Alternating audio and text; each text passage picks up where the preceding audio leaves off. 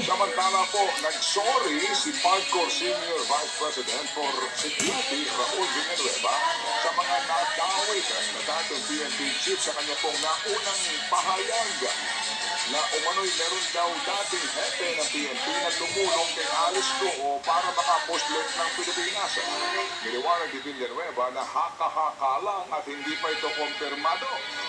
Isiniwalat ni Villanueva noong po nagdaang pagdinig na meron daw po dati umanong hepe ng Philippine National Police na tumulong sa pagtakas ni Alice Goo palabas ng Pilipinas. Pumalagyan ang mga retiradong PNP chief. Dapat daw itong pangalanan para hindi madawit ang lahat ng mga naging hepe ng PNP. At kahit daw po sila retirado na, iniingatan pa rin daw nila ang kanilang mga pangalan at integridad. Ang katanungan ng dito sa dating itong sa taga-Pagcor, ba't ka naman nagsasalita na wala ka naman palang prueba? Samantala sa kauna-unahang pagkakataon, i-propose ng Comelec online ng mga certificate of candidacy ng mga tatakbo sa paparating na eleksyon. Lahat daw itong maiwasan ang nangyari sa sinibak na alkalde si Alice Goo na hindi nagsabi ng totoo sa kanyang COC.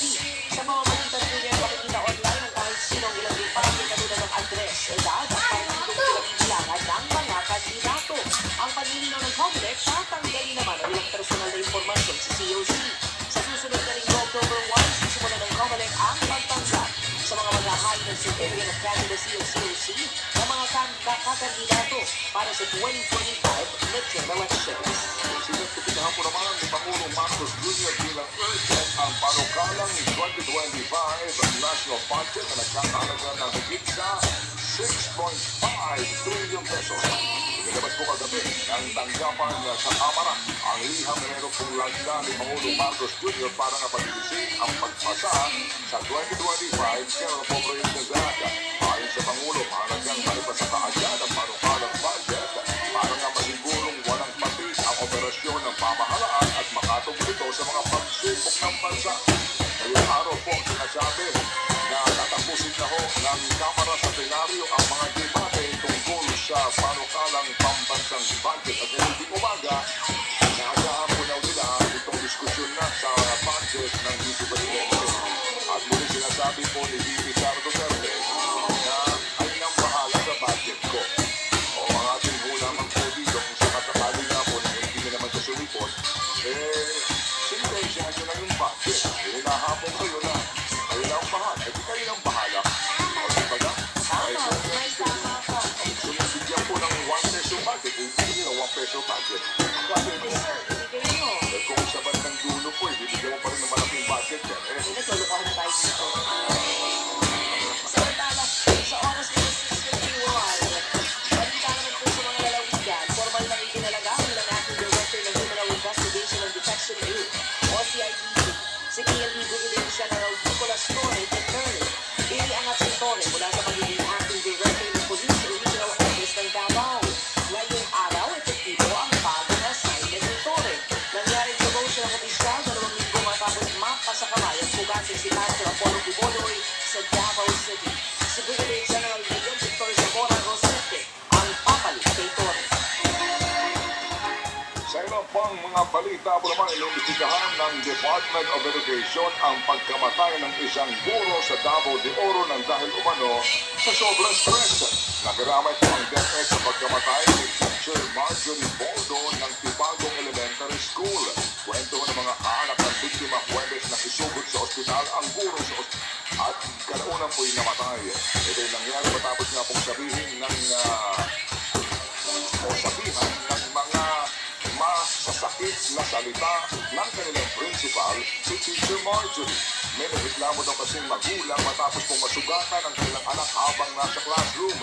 Tinatangtama ho ng News 5 na punang-punang panig ang nasabing principal at nagreklamo umanong magulang. Nauwi naman sa pamawaslang matagal ng alitan ng dalawang magkatrabaho sa Palamban, Cebu. Kinilalang biktima na si Marjon Antaya habang suspect naman ang isang Wendy Delima. Magkatrabaho sa isang poultry farm ang dalawa. Sumalabas na ilang ulit din ang saka ng improvised farm ng ulo ng biktima.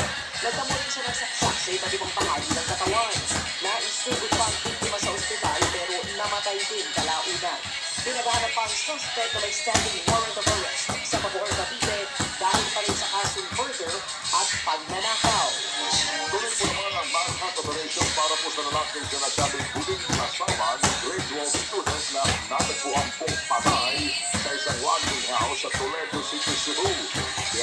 po na madiskubre ang bangkay ni May Fatima Tagat.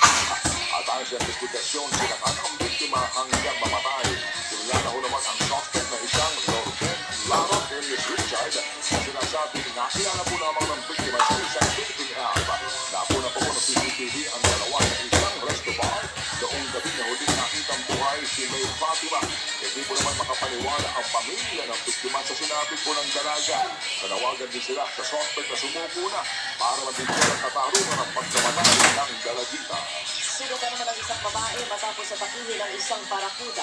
Lumalangoy raw ng biktima sa dagat ng Mabili sa Batangas ng sugatan ng isda. Dahil dito'y nagtamo siya ng malaking sugat sa likod. Matapos umatake, umalis din ng mabilis ang barakuda. Kilalang agresibo ang mga ito at itinuturing na predator sa dagat. Meron pa lang barakuda doon. Sa Mabili ito,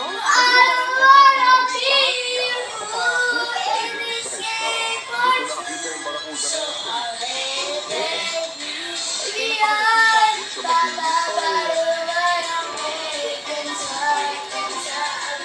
Samantala po naman, sa oras na alas 6:55.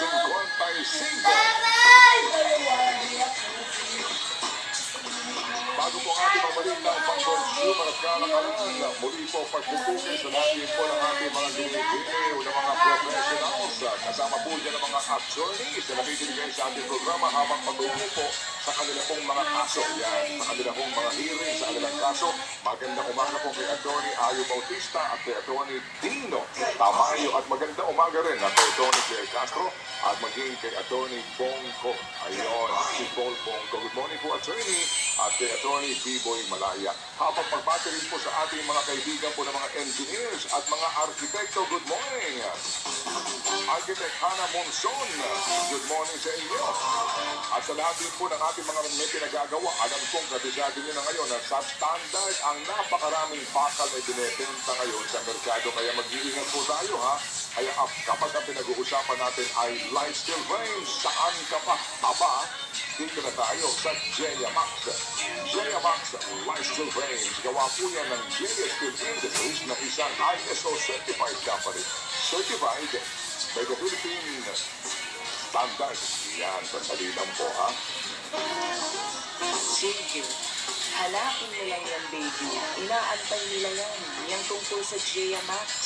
Lalo yung mga nagpapagawa ngayon ng mga building at bahay. Para diba, mas dekalidad, pag dekalidad ang ikinabit, makakatulog ka ng mahimbing. Hindi ka kakabahan na ang kisame ay lulu.